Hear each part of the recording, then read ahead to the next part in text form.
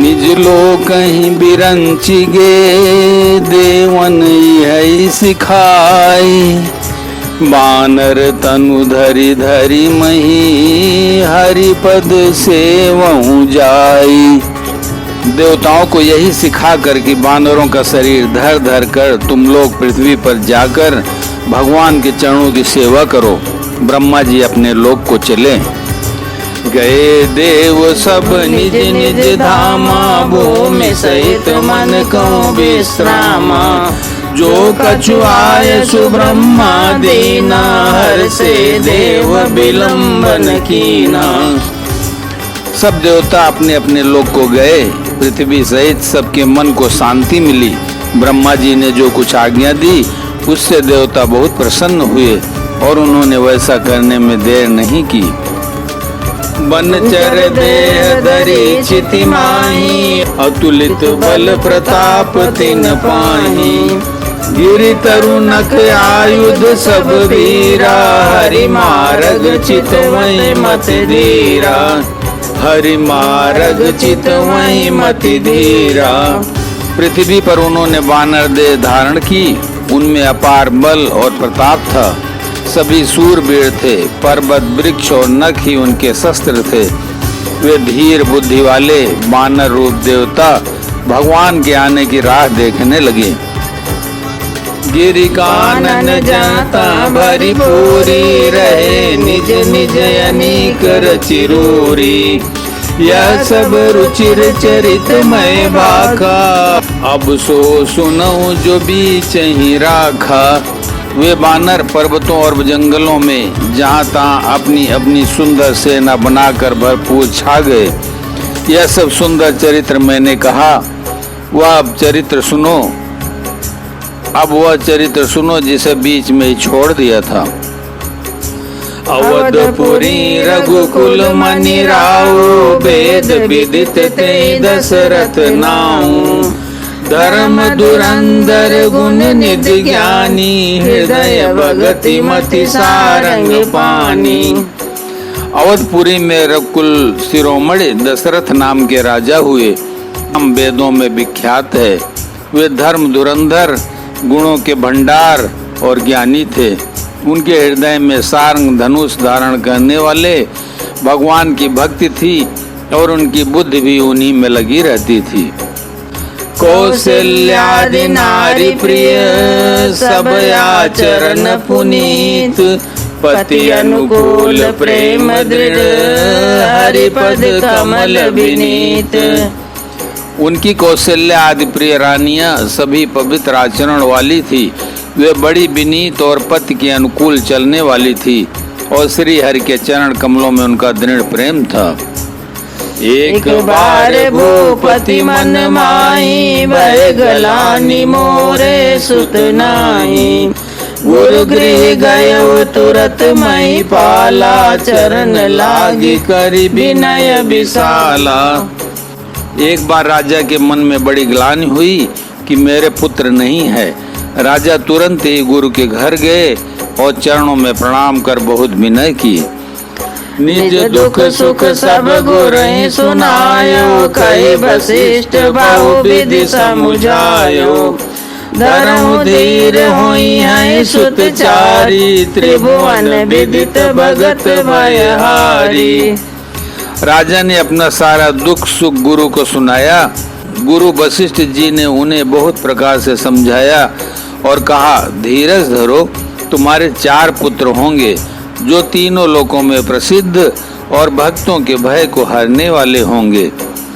श्रृंगेरी से वशिष्ठ बुलावा पुत्र काम शुभ यज्ञ करावा। भगति सहित मुनि आहुति दीने प्रगटे अग्नि चरु कर लीने। वशिष्ठ जी ने श्रृंगी ऋषि को बुलवाया और उनसे शुभ पुत्र कामेष्ट यज्ञ कराया। मुनि के भक्ति सहित आहुतियां देने पर अग्निदेव हाथ में चरु हविष्यान्न खीर लिए प्रकट हुए। जो वशिष्ठ कछु हृदय विचारा सकल काजु सिद्ध तुम्हारा। यह भी बाटी देहु निप जाई, जता जोग जई भाग बनाई। और दशरथ से बोले, वशिष्ठ ने हृदय में जो कुछ विचारा था, तुम्हारा वह सब काम सिद्ध हो गया। हे राजन, अब तुम जाकर इस हविष्यान्न पायस को जिसको जैसा उचित हो वैसा भाग बनाकर बांट दो। तब अदृश्य भय पावक, सकल सभय समुझाई, परमानंद मगन नृप, हर्षन हृदय समाई। तदनंतर अग्निदेव सारी सभा को समझाकर अंतर्धान हो गए। राजा परमानंद में मग्न हो गए, उनके हृदय में हर्ष समाता न था। तबै राय प्रिय नारी बुलाई, कौशल्यादि तहाँ चली आई। अर्ध भाग कौशल्य दीना, उभय भाग यादे कर कीन्हा। उसी समय राजा ने अपनी प्यारी पत्नियों को बुलाया। कौशल्या आदि सब रानियां वहां चली आई। राजा ने पायस का आधा भाग कौशल्या को दिया और शेष आधे के 2 भाग किए। कैकेयी का नृप सोदयऊ, रयो सो भय भाग पुनि भयऊ। कौशल्या कैकेयी हाथ धरि दीन, सुमित्र मन प्रसन्न करी। वह उनमें से एक भाग राजा ने कैकेयी को दिया। शेष जो बच रहा उसके फिर 2 भाग हुए और राजा ने उसको कौशल्या और कैकेयी के हाथ पर रखकर, अर्थात उनकी अनुमति लेकर, और इस प्रकार उनका मन प्रसन्न करके सुमित्रा को दिया।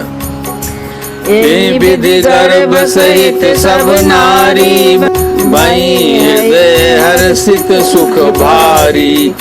जा दिन ते हरि घर भई आए, सकल लोक सुख संपत्ति छाए।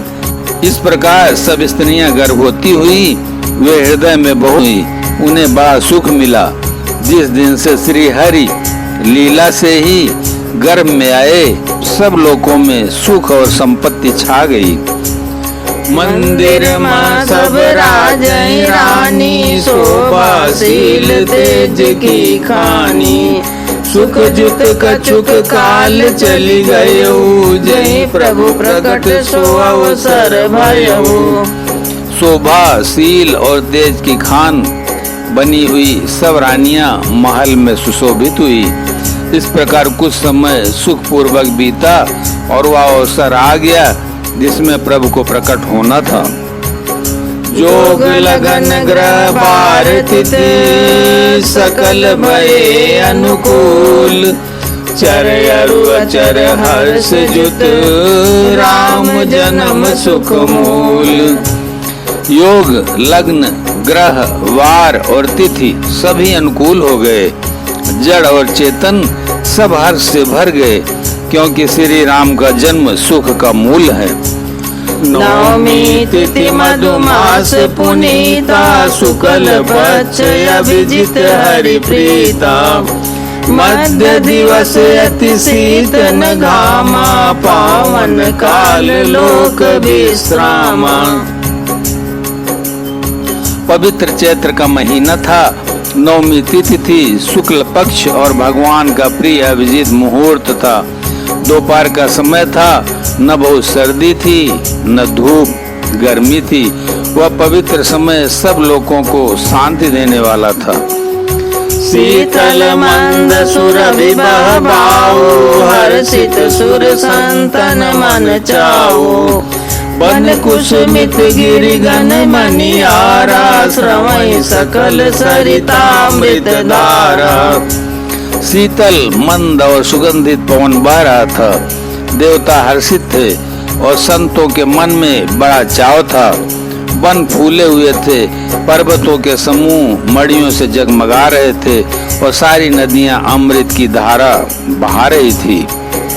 बोलो सियावर रामचंद्र की जय, उमापति महादेव की जय, पवन सुत हनुमान की जय।